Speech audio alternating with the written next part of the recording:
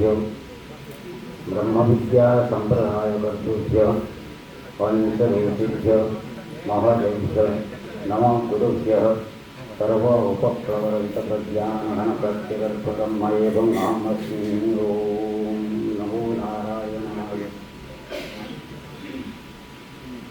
शारदीय क्षेत्र अधिष्ठात्री देवी माँ सारा मोर माटी एवं मो गाँ को मोर प्रणाम। जगतर नाथ जगन्नाथ अधिष्ठात्री एवं अधिपति देव ईश्वर तांको मोर प्रणाम। मो सामने बसिथिबा समस्त नररूपी नारायण को मोर बारंबार बारंबार प्रणाम। आज मुहूर्त के एक महार्घ एवं विषयटी एक चिंतना एवं चैतन्य उद्रेककारी एवं संवेदनाशील विषय।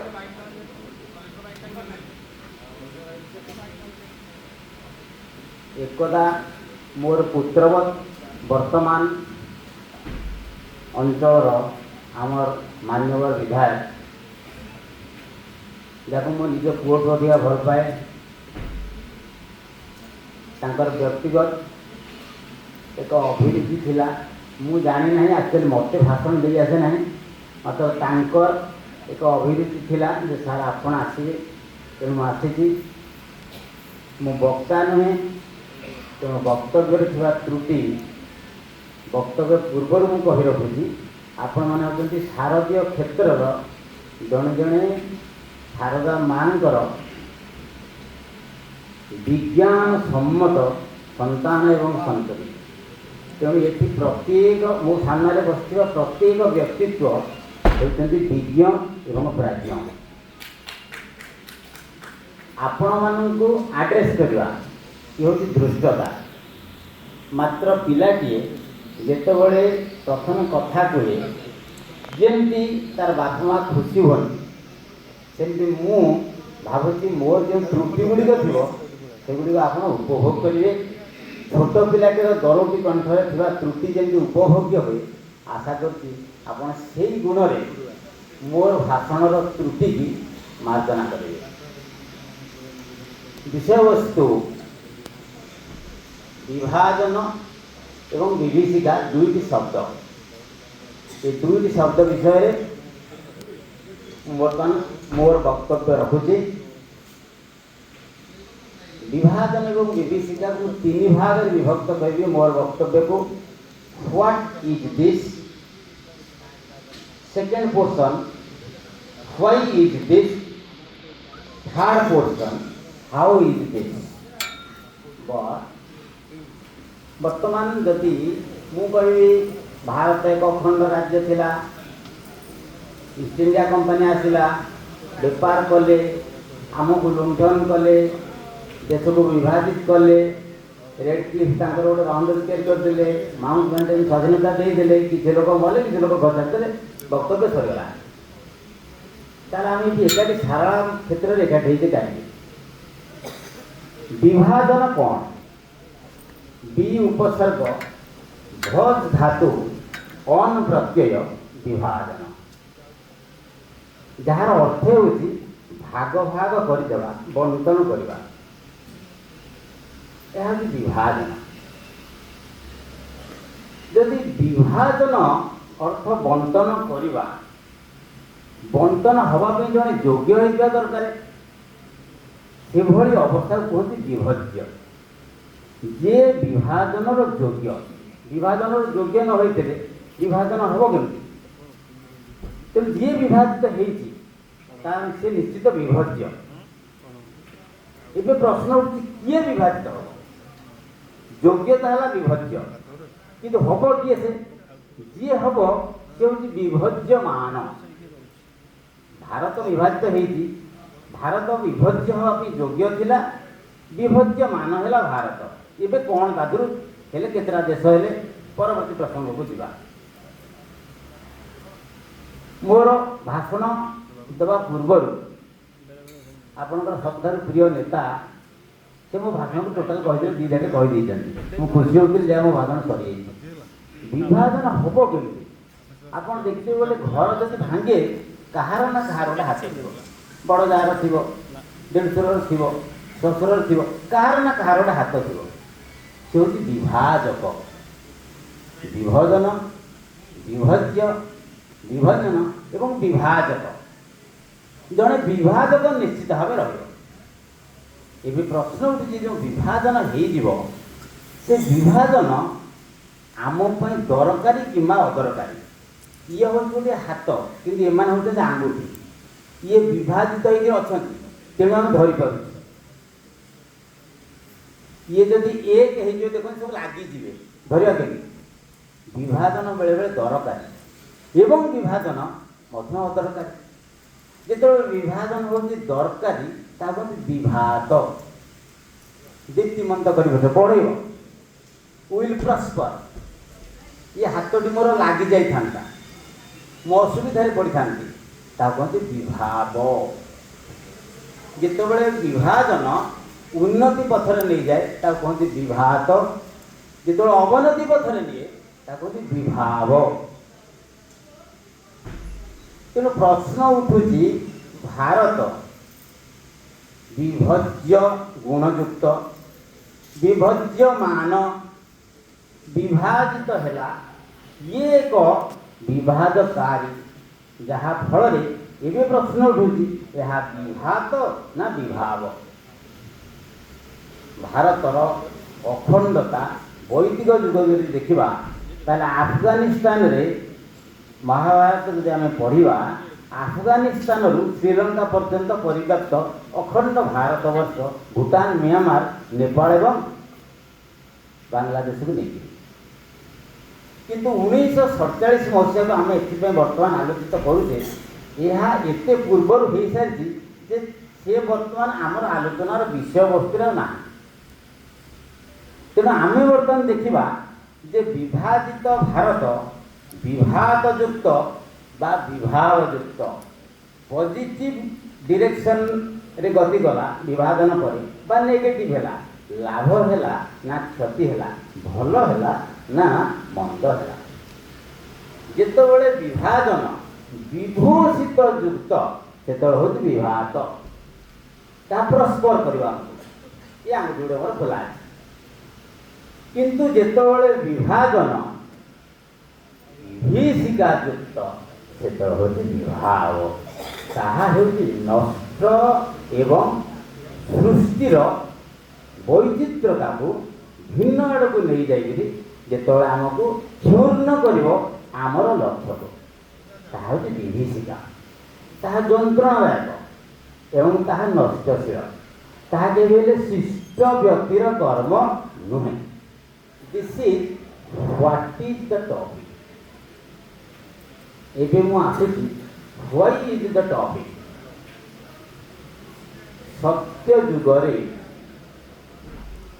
ବିଶ୍ୱର ପ୍ରଥମ ଶାସ୍ତ୍ର, ପ୍ରଥମ ଗ୍ରନ୍ଥ, ପ୍ରଥମ ଜ୍ଞାନ, ପ୍ରଥମ ବିଦ୍ୟା ଶ୍ରୁତି।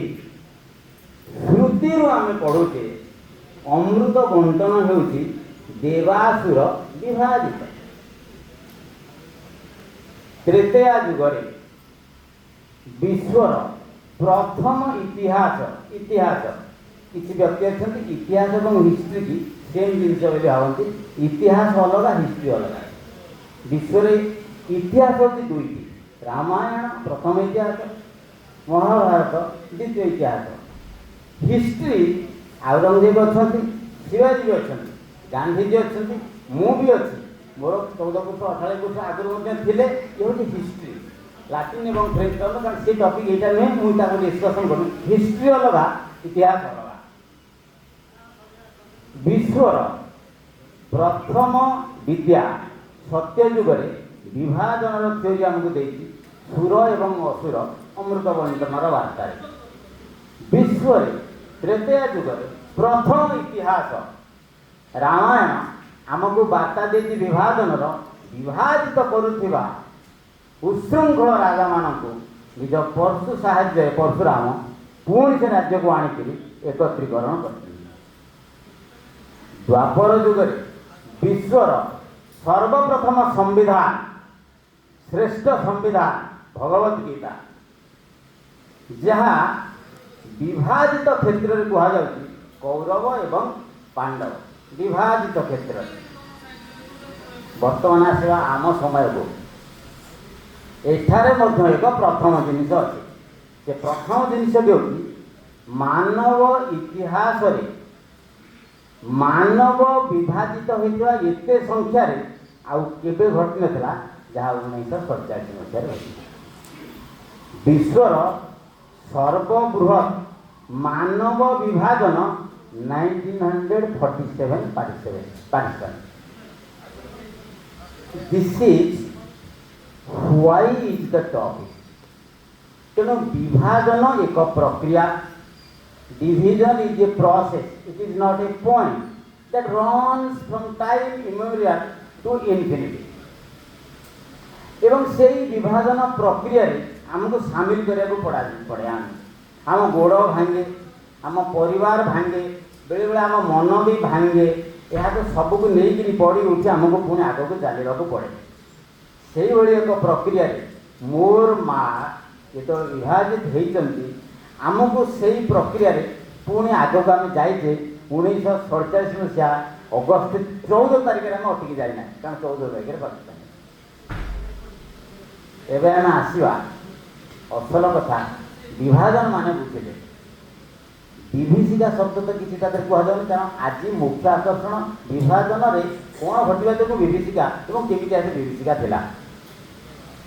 विभाजन मु कहला बेले कही जे जड़े विभाजक रहिबो निश्चित भाव से विभाजन करिवो भलरे करिपारे मंदर भी करिपारे माँ तरकारी विभाजन कर भलरे गोटे भाई घर को भांगुची मंदर भल रहा मंदर जड़े विभाजक निश्चित भाव सब जगह अच्छा ये परिस्थिति से आपण मैंने ज्ञानी एवं गुणी मो पार्टी से शब्द बाहर ठीक नुहे काली सका पेपर कौन से आठ लिखा हे किए ना किए विभाजक थे जहाँ जो भारत एवं पाकिस्तान दुटी देश है जी भी था कि विभाजक थे से विभाजन में जो घटना घटला आमर विषय ता विभीषिका। विभीषिका शब्दर अर्थ भीषण भाव क्षतिग्रस्त होइथिबा एक अवस्था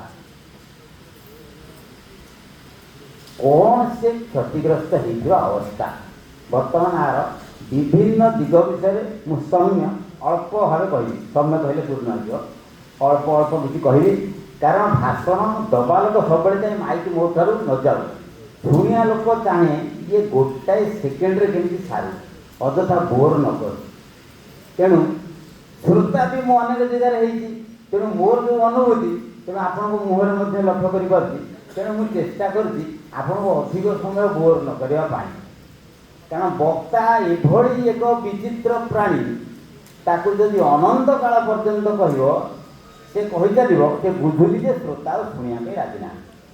एवं आम आसवा विभीषिका शब्द को विभाजन इफेक्ट हूँ विभीषिका if division is the cause devastation is the effect. विभीषिका यदि विभाजन हो कारण ताहले ताहार जो इफेक्ट आम पाचे ताहा हूँ विभीषिका। यही विभीषिका क्यों प्रकार यह सामयिक हो पारे सुदूर प्रसारी हो पारे मोर गोटे कलम हजिगला ता मत किसी क्षण दुख दे पारे मात्र बजार में मो पुओ मो हाथ हजिगला मिलला ना ता जीवन जाक मध्य निश्चित भाव कष्ट दब। ये जो विभीषिका घटी देश विभाजन यह सामयिक आमको क्षणिक कष्ट देती ना आमको दीर्घ काल पर्यंत कष्ट दे। ये प्रथम हाउ इज दिस गोटे गला सामयिक आ गोटे गला दीर्घ काल पर्यंत आ गोटे हूँ गुणात्मक। गुणात्मक हूँ दी भाग में विभक्त गोटे हूँ सुगुणयुक्त आ गोटे हूँ दुर्गुणयुक्त। जो विभाजन है ଏହା ଆବଶ୍ୟକ ଥିଲା। ତେଣୁ ଆମେ କଲୁ ନା ଦୁର୍ଗୁଣଯୁକ୍ତ ଆମର ଆବଶ୍ୟକତା ଦ୍ୱାରା ସେଲ୍ଫ ଇଣ୍ଟରେଷ୍ଟ ନିଜକୁ ଏଷ୍ଟାବ୍ଲିଶ କରିବା ପାଇଁ ନିଜର ଇଣ୍ଟରେଷ୍ଟ ସାଟିସ୍ଫାଏ କରିବା ପାଇଁ ଆମେ ବିଭାଜନ କରୁ। ଇଏ ହେଉଛି ଗୁଣାତ୍ମକ। ତୃତୀୟଟି ଆସୁଛି ପରିମାଣାତ୍ମକ, କ୍ୱାଣ୍ଟିଟେଟିଭ। ମୁଁ ଗୋଟିଏ ଜମି ବିଭାଜନ କରିବା ପାଇଁ ଚାହୁଁଛି, ମୋ ଭାଇକି ଛଳନା କରି 10 ଗୁଣ୍ଠ ଜମି ମୁଁ କେମିତି ନେଇଯିବି 7 ଗୁଣ୍ଠ, ମୋ ଭାଇକି ଦେଇଦେବି 3 ଗୁଣ୍ଠ। ପରିମାଣାତ୍ମକ। ମୁଁ ଦେବି ପୂର୍ବ ପଟକୁ, ମୋ ଭାଇକି ଦେବି ଉତ୍ତର ପଟକୁ। ପରିମାଣାତ୍ମକ। ଏବେ ଆମେ ଦେଖିବା ଏ ବିଭାଜନରେ ପରିମାଣାତ୍ମକ କ୍ଷତି ଆମର କ'ଣ ହେଇଛି। ଯଦି ଗୁଣାତ୍ମକ ମାନ ଦେଖିବା, ଅଖଣ୍ଡ ଭାରତ ଖଣ୍ଡିତ ହୋଇଛି। ଗୋଟିଏ ବାକ୍ୟରେ ଅଖଣ୍ଡ ଭାରତ ଖଣ୍ଡିତ ହୋଇଛି। ଆଉ ଯଦି ପରିମାଣାତ୍ମକରେ ଦେଖିବା, କୃଷି କ୍ଷେତ୍ର ଯଦି ଆପଣ ପ୍ରି ଇଣ୍ଡିପେଣ୍ଡେନ୍ସ ଦେଖିବେ, ମୋଗଲ ଏମ୍ପାୟାର, ମୋଗଲ ପିରିୟଡ଼ ବି ଦେଖିବେ, ଯେଉଁ ଉର୍ବର କ୍ଷେତ୍ର କରାଚିରୁ ପେଶୱାରରୁ ପଞ୍ଜାବ ପର୍ଯ୍ୟନ୍ତ, ବର୍ତ୍ତମାନ ଆମର ଭାରତର ପଞ୍ଜାବ ପର୍ଯ୍ୟନ୍ତ ଦୁଇ ଭାଗ ହେଇଛି। କୃଷି ଯଥେଷ୍ଟ ମାତ୍ରାରେ ପ୍ରଭାବିତ ହୋଇଛି। Green revolution in India when took place, it was partially successful because the green revolution, half of the green revolution success went to Pakistan. They didn't do it, but it went to Pakistan. This is the quantitative effect of division. ଏବେ ଆମେ ଆସିବା ଐତିହାସିକ ପ୍ରଭାବ, historical effect of division. ଐତିହାସିକ ଦୃଷ୍ଟିରୁ ଯଦି ଆମେ ବର୍ତ୍ତମାନ ଡିଭିଜନକୁ ଦେଖିବା, ସତ୍ୟ ଯୁଗରୁ ମୁଁ ବର୍ଣ୍ଣନା କଲି କଳିକାଳ ପର୍ଯ୍ୟନ୍ତ ଡିଭିଜନ ଅଛି। ମାତ୍ର ଡିଭିଜନ କେଉଁ ସମୟରେ ଆବଶ୍ୟକ ଥିଲା ଏବଂ କେତେ ମାତ୍ରାରେ ଆବଶ୍ୟକ ଥିଲା, ବର୍ତ୍ତମାନ ଡିଭିଜନ ଆମେ 47 ମସିହାରେ କଲେ କେତେ ମାତ୍ରାରେ ଆବଶ୍ୟକତା ଅଛି ଏବଂ ତାହା ହୋଇନଥିଲେ କ'ଣ ଅସୁବିଧା ହୋଇଥାନ୍ତା। ଏବେ ଆମେ ଆସିବା ପଲିଟିକାଲ ଆଙ୍ଗେଲ, ରାଜନୈତିକ ଇଫେକ୍ଟ। ଆପଣ ଜାଣିଥିବେ ମହମ୍ମଦ ଅଲି ଜିନା ସାହେବ ଜଣେ ଥିଲେ ଏବଂ ଭାରତରେ ପଲିଟିକାଲି ଲିଡ୍ ନେଉଥିଲେ ପଣ୍ଡିତ ଜବାହରଲାଲ ନେହେରୁ। ଏବେ ମୁଁ ପ୍ରଶ୍ନ ଉଠାଉଛି, 2 ଜଣ ଯାକ ୱିଡ୍ର କରିଦେଇଥାନ୍ତେ, ଆମେ କୌଣସି ମତେ ପ୍ରଧାନମନ୍ତ୍ରୀ ହେବ ନାହିଁ। ମୁଁ ଏ ପ୍ରଶ୍ନ ଆପଣଙ୍କୁ କୌଣସି ଉତ୍ତର ଦିଅନ୍ତୁ, ଆପଣ ମନେ ମନେ ଚିନ୍ତା କରନ୍ତୁ କ'ଣ ହେଇଥାନ୍ତା। ସେ 2 ଜଣ ନିଷ୍ପତ୍ତି ନେଇଥାନ୍ତେ, ଆମେ କୌଣସି ପୋଷ୍ଟରେ ରହିବୁ ନାହିଁ। This is political effect of division. ଏବେ ଆସିବା ଇକୋନୋମିକ୍ ଇଫେକ୍ଟ ଅଫ୍ ଡିଭିଜନ। ଯେମିତି ମୁଁ କହୁଥିଲି ଗ୍ରୀନ୍ ରିଭଲ୍ୟୁସନରେ ଆମେ ପୁରା ସକ୍ସେସଫୁଲ୍ ହେଇପାରିଲୁ ନାହିଁ। Art, craft, handicraft, small scale industry, large scale industry, Himalayan plotting, series of industrial development, ये ଯେତେକ ଆମର ଯେଉଁ ପ୍ରକାର ହେବା କଥା, ସିନ୍ଧୁ ନଦୀ ଆମେ ବୋଲୁଛେ ସିନ୍ଧୁ ନଦୀ କାୟାମ୍ବରେ, ये ଯେତେକ ଇକୋନୋମିକ୍ ଡେଭଲପମେଣ୍ଟ ଆମର ହେବା କଥା, ସେ ଇକୋନୋମିକ୍ ଡେଭଲପମେଣ୍ଟ ନ ହୋଇପାରିବାର ମୁଁ ବର୍ତ୍ତମାନର କଥା କହୁନାହିଁ, 47 ମସିହାରେ ବର୍ତ୍ତମାନ ଅଛି। ତାର ମେନ୍ କାରଣ ଥିଲା ଇକୋନୋମିକାଲି ଆମର ବ୍ୟାକବୋନ୍ ଭାଙ୍ଗିଲା। ଏବଂ ଆପଣ ଆଉ ଗୋଟିଏ କଥା ଜାଣିଥିବେ, ସମସ୍ତେ ଜାଣିଛନ୍ତି, ଡିଭିଜନ ପରେ ଆମ ହାତ କାଟି ଦିଆଗଲା ଏବଂ ସେ ହାତଟି ଯିଏ ନେଲା ସେ କେମିତି ଖାଇବ ଭଲରେ, ସେ ହାତଟିକି ଫ୍ରାଏ କରିକି ସେ ମସଲା କିଣିବାକୁ ଟଙ୍କା ମଧ୍ୟ ଆମେ ଦେଇଥିଲୁ ପାକିସ୍ତାନକୁ ଚଳିବା ପାଇଁ। डिविजन पर this is economic effect of division. आम उपरे जो प्रकार प्रभाव पड़ी सब ऐतिहासिक गला, राजनैतिक गला, अर्थनैतिक गला, एबे आमे आसीबा सामाजिक social effect of division. Bharat में जो ऐतिह्य एवं परंपरा ताहा आजिर नुहे, गतकालीन नुहे, 100 वर्षर नुहे, 1000 वर्षर नुहे, लक्ष लक्ष वर्ष। भारत हेउची विश्व एक एग्जाम्पल। भारतर एग्जाम्पल दे विश्व चले। सोशल इंपैक्ट गोटे घरे 5 भाई जदि बाड़िया बाड़ी होती तार सोशल इंपैक्ट से गाँव में जहाँ पड़ो से घर लोक मैंने मुंड टेकी बात करेंगे ना। भारत स्वाधीन है जो खुशी विभाजित है एवं जो विभीषिका सृष्टि है से खुशी केबे हेले आमे लाभ करि पारिलु कि this is the social impact of tourism एबे आसबा कल्चरल इम्पैक्ट भारत होउछि एक संस्कृति संपन्न राष्ट्र ए राष्ट्र रे आमर संस्कृति जो संस्कृति रे आमे माटी की माँ कहि पारू एवं सूर्य को पिता कहि पारू नारायण को आमे बंधु भी कहि पारू बंधु आम घर को आसिले आमे तांको नारायण भी कहि पारू अतिथि देवो नमः पिता माता को आमे आसन रे बसि पूजा करि पारू ये संस्कृति ये परंपरा जहाँ आमर थिला जो भाई माने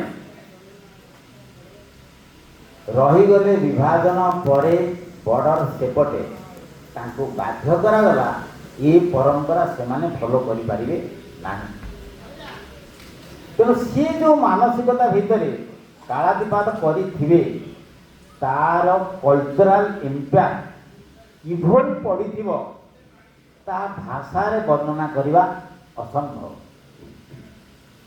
तेणु भारतर विभाजनर विभीषिका it was long cherished and long old phenomenon.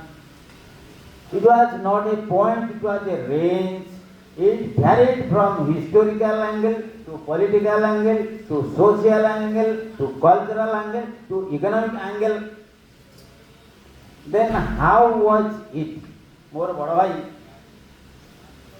Partition ऊपर थोड़ा बही लिखिले मुझे देखला खुश होनी मुझे बही की पढ़ी मत एत भल लगे तापर मु अनेक बही पढ़िया आरंभ कली पार्टीशन उपर अनेक अथर लिखिं मुझे आज भी कहूँ विलंबित रात्रि से बही की आणतु एवं पढ़तु आइदर आप टेरोरिस्ट हो ना सुइसाइड करदे एभली विभत्सकर वर्णना है सत्यर वर्णना है कि विभत्सकर भारत वर्ष लक्ष लक्ष मुझे कहली the greatest migration between two countries है more than 2 crores of people migrated from here and there from hither and thither to there and here घर पोड़ा घर जड़ा रेप मर्डर ट्रेन ट्रेन भर्ती लाश आसला एवं पार्ट्स आसला मनुष्य को काटी दिगला जी कोटिपति थिला सी मुहूर्त कोटिपति होकर फेरला जी सबुठ दामिका पोशाक पिंधुला सी उलग्न होकर फेरला जी एक शांत थिला सी एक फकीर होकर फेरला से रिफ्यूज है से तंबू तले रहा आज पर्यटन किसी लोक हुए तो से जीवन यापन करुवे जी जीवन संग्राम रे आजीवाई सक्षम हो ना भाग्य साथ दे न भाग मिल्खा भाग गोटे फिल्म मुझे देखुली थे 2 वर्ष तले कि 3 वर्ष तले से फिल्म सामान्य पोर्सन देखिक मोर मन पड़ू विभीषिका किभली से माँ आगे छुआ को मरागला छुआ आगे भौणी को मरागला भौणी आगे माँ को रेप करागला माँ आगे बापा को मरागला आपन चिंता करंतु विभीषिका किभली एवं जड़े नुहे 2 जण नुहे 5 जण नुहे 100 नुहे 1000 नुहे लक्ष लक्ष आमे शुणिलु 18 अक्षयणी सेना उपरे नंदीघोष जाइए सेना मरीचंती युद्ध सरी आमे शुणिलु भल्लुक मर्कट नहीं अनेक राक्षस मरीचंती रामचंद्र विजय लाभ कर आमे शुणिलु कलिंग युद्ध होता रक्तर नदी हो जाता दया नदी एवं अशोक चंडाशोक धर्माशोक होते मात्र आम समय विभीषिका ताहा नुहे आमे ताहा पढ़ी रास्तार बाम पटे चाल आ रास्तार बाम पटे चलवा ये हूँ बहुत पार्थक्य दान दियो दान दबा ये हूँ बहुत पार्थक्य सत कुह एवं सत कहवा ये बहुत पार्थक्य अच्छे आम पढ़ी ये घटना हो दया नदी रक्त रंजित होती आम पढ़ी महाभारत युद्ध में रक्त नदी होगला आम पढ़ी रामायण में एत मरीगले असुर मले भल्लुक मले मर्कट मले आम शुणी आखिरे देखिले जार भिडियो ये भी देखा मिलूँ train to Pakistan by Khushwant Singh Tamas आप पढ़ु कि लेखा सब से सत्यर वर्णना हो सब तेणु कोटि कोटि लोकंकर जितेबाला एक संगरे एभली विभीषिका से फेस करेंगे घर पोड़ीज घर जलिज बापा मरीज माँ मरीज छुआ मरीजे स्त्री मरीज भौणी रे कहूब माँ रे कहूब एवं ताकू मु देखुथि यह विभीषिका विभीषिका शब्दर अर्थ होची या जेते वर्णना करवा ता आम से शुभंकर कारण भारत वर्ष वर्तमान आकाश अमावास्यार चंद्र नुहे वर्तमान विश्व आकाश पूर्णिमार चंद्र तेणु अमावास्या को मन पकई आम दुखित हवा ना पूर्णिमार चंद्र को देखी आमको आगे आगे पड़ो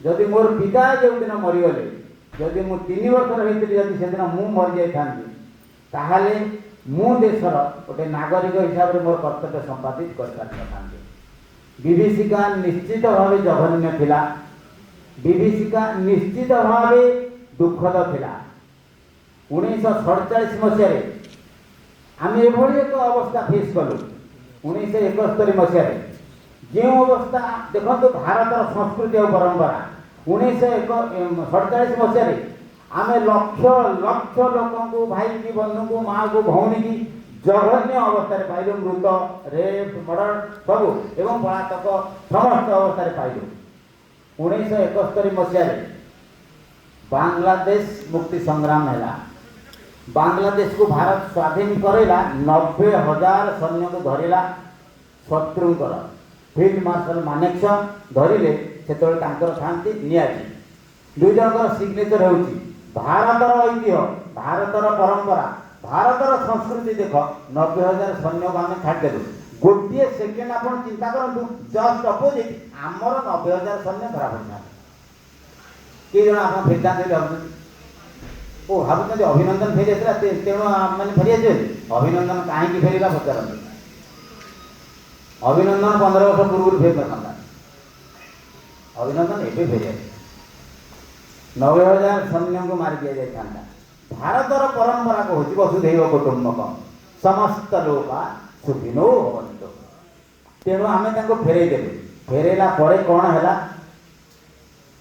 एवं देख आज देख गत काली देख परदिन देख कौन घटी बर्तमान जहाँ आम एत बड़ साक्रिफाइस कलु आम सैन्य को नेलु आमर स्वार्थ को जलांजलि देलु से तो चाहते भारत बांग्लादेश भारत मिसई दे पाता से आम करना जो भली भाव नृशंस भाव एक विभीषिका चली वर्तमान बांग्लादेश रे 47 मसीहा 71 मसीहा कौन आलोचना मु करी वर्तमान विभीषिका तो मत पागल कर वर्तमान समय आसी आपण गाँव में शुणुवे भालु मुह को लुहा ढेंगा वेद कौन 60 समाचार जितेबाला मुझे भले बुझेनि मत मंदिर बुझा उचित अर्जुन कहूँ कर्ण हाथ में अस्त्र ना कर्ण रथरे ना कर्ण युद्ध करने अनिच्छुक मुझे कि मारी जगतर पति विश्वर स्रष्टा वेद पुरुष नारायण कहते मारे कारण युद्धर नियम कौन था दिपिंदर अभिमन्यु मराला जो समय जो युद्ध शत्रु चाहूँगी से युद्ध करवा उचित तेणु वेदर वर्णना आसी 4 प्रकार युद्ध कल बल कौशल एवं छल ये 4 युद्ध जे जानी ना से राजनीति करू अर्थनीति समाजनीति जो नीति फेलुअर ये 4 युद्ध में प्रवीण हवा दरकार सूर्य अस्त होते ना अर्जुन सूर्यास्त पूर्व मारि पार कर्ण हाथ में अस्त्र थिला ना अस्त्र धरला कर्ण मारि पार भीष्म प्रकृत में कौन अर्जुन मारे घायल होती ना अर्जुन परास्त कर पार द्रोण प्रकृत में कौन दुर्योधन मारि पार कल बल कौशल एवं छल समस्त विद्यारे पारंगम हेले जड़े सुशिक्षित सैनिक हम आ जो सुशिक्षित सैनिक हम सी विभीषिका के भूलना ना जिते भूलना ना केतबले पुणी थे आम उपर से प्रकार कार्यक्रम प्रयास हम से तार जवाब देवाई आमको निश्चित भाव साहस एवं सामर्थ्य मिल आपण मानू ଆଜି ଦିବସର ଅଭିନନ୍ଦନ ନାମକ ଜିନିଷ ମୁଁ କହିପାରିବି ନାହିଁ। ମାତ୍ର ସମସ୍ତଙ୍କୁ ମୁଁ ଆଶା କରିବି ଈଶ୍ୱରଙ୍କ ପାଖରେ ଆପଣମାନେ ସମସ୍ତେ ଏବଂ ବିଶ୍ୱର ସମସ୍ତ ଲୋକ ମୋର ଶତ୍ରୁ ମଧ୍ୟ ଯିଏ ଯେଉଁଠି ବିଶ୍ୱରେ ବି ଥାଆନ୍ତୁ ସେମାନେ ଭଲରେ ରୁହନ୍ତୁ। ଅନୁରୋଧ କରିବି ବିଭୀଷିକାକୁ ମନରୁ ପୋଛନ୍ତୁ, ଭୁଲନ୍ତୁ ନାହିଁ। କାରଣ ଯଦି ମୋର ସନ୍ତାନଟି ମରିଯାଇଛି ମୁଁ ତାକୁ କାଖେଇକିରି ବୁଲିବି କ'ଣ ହେବ? ମୋତେ ଦାହ କରିବାକୁ ପଡ଼ିବ, ମୁଁ କେବେ ହେଲେ ଭୁଲି ପାରିବି, କିନ୍ତୁ ମୋତେ ଆଗିବାକୁ ପଡ଼ିବ। ଘଟଣା ଘଟିଯାଇଛି, ଆମକୁ ତାକୁ ଭୁଲିବାକୁ ପଡ଼ିବ ନାହିଁ, କିନ୍ତୁ ଘଟଣାକୁ ଏଡ଼େଇକି ଆମକୁ ଆଗକୁ ଯିବାକୁ ପଡ଼ିବ। ସେଇ ବିଭୀଷିକାରେ ମୁଁ ଯଦି ବର୍ତ୍ତମାନ ମୋ ପୁଅ ମରିଗଲା ମୁଣ୍ଡ ବାଡ଼େଇକିରି କାନ୍ଦିବି ସେଠି 54 ଲକ୍ଷ ବର୍ଷ ମୋ ପୁଅ କ'ଣ ବଞ୍ଚିବ? ତେଣୁ ମୋତେ ମୋର ଭାରତ ଗଠନ କରିବାକୁ ପଡ଼ିବ, ଯାହା ଗଠନ ଚାଲିଛି। ମୋତେ ମୋର ସଂସ୍କୃତିକି ରକ୍ଷା କରିବାକୁ ପଡ଼ିବ, ଯାହା ପାଇଁ ପ୍ରୟାସ ଚାଲିଛି। ମୋତେ ମୋର ପରମ୍ପରା ରକ୍ଷା କରିବାକୁ ପଡ଼ିବ, ଯାହାର ପ୍ରୟାସ ଚାଲିଛି। ଆମେ ସମସ୍ତେ ହିଁ ଚଲେଇଛେ, ଆମେ ହିଁ ତ ଭାରତ। ଭାରତ କ'ଣ ଗୋଟେ ଲମ୍ବା ଗେଡ଼ା ଡେଙ୍ଗା କଳା? ଆମେ ହିଁ ତ ଭାରତ। ଆମର ପ୍ରୟାସ ଚାଲିଛି ଏବଂ ଏ ପ୍ରୟାସ ଚାଲୁ। ମାତ୍ର ପୁଣି ଥରେ କହି ରଖୁଛି, ସ୍ୱାଧୀନତା 1947, 1971 ଏବଂ 2024। ଆପଣମାନେ 2024 କଥା କ'ଣ ବୁଝୁଛନ୍ତି ମୁଁ ଜାଣିପାରୁନି। ବାଂଲାଦେଶରେ ବର୍ତ୍ତମାନ ଘଟୁଥିବା ଘଟଣା ମୋତେ ଅନ୍ତତଃ ପକ୍ଷେ ବହୁତ ଗଭୀର ବ୍ୟଥା ଦେଉଛି। ମୋତେ ଅଧିକ ବ୍ୟଥିତ କରିବାର ଗୋଟେ କାରଣ ହେଉଛି ଯେ ଜଣେ ଲୋକ ବିବାହ କଲେ ତାର ଗୋଟେ ପରିବାର ଅଛି, ପିଲା ଅଛି, ଘରକୁ ଗଲେ ସେ ତାଙ୍କ ସାଙ୍ଗେ ଟିକେ ଖୁସିରେ ମିଶୁଛି। ମୋ ପରିବାର ତ ଆପଣମାନେ ସମସ୍ତେ। ତେଣୁ ସମସ୍ତଙ୍କ ଯେତେବେଳେ ମୁଁ ଦେଖୁଛି ମୋର ବ୍ୟଥା ଏବଂ ଯନ୍ତ୍ରଣା ଟିକେ ଅଧିକା ହେଉଛି, ତଥାପି ସେ ବ୍ୟଥା ଏବଂ ଯନ୍ତ୍ରଣାକୁ ଉପଶମ ଆପଣମାନଙ୍କ ମାଧ୍ୟମରେ ମୁଁ କରୁଛି। ଏଇ ବିଭୀଷିକାକୁ ଭୁଲିବା। ଦ୍ୱାଦଶୀ, ତ୍ରୟୋଦଶୀ, ଚତୁର୍ଦ୍ଦଶୀ ପ୍ରାୟ ଅବସ୍ଥା ହେଲାଣି। ପୂର୍ଣ୍ଣିମାର ଚନ୍ଦ୍ର ଆମ ଆଗରେ। ବିକଶିତ ଭାରତ, ପୂର୍ଣ୍ଣ ଭାରତ, ବିଶ୍ୱଗୁରୁ ଭାରତ ଆମେ ତିଆରି କରିବା। ଏଥିରେ ସମସ୍ତେ ଆପଣମାନେ ନିଶ୍ଚିତ ଭାବେ ଯୋଗଦାନ କରୁଛନ୍ତି, ଯୋଗଦାନ କରିବେ। ସମସ୍ତ ଲୋକ ସୁଖିନୋ ହୁଅନ୍ତୁ। ଜୟ ଜଗନ୍ନାଥ।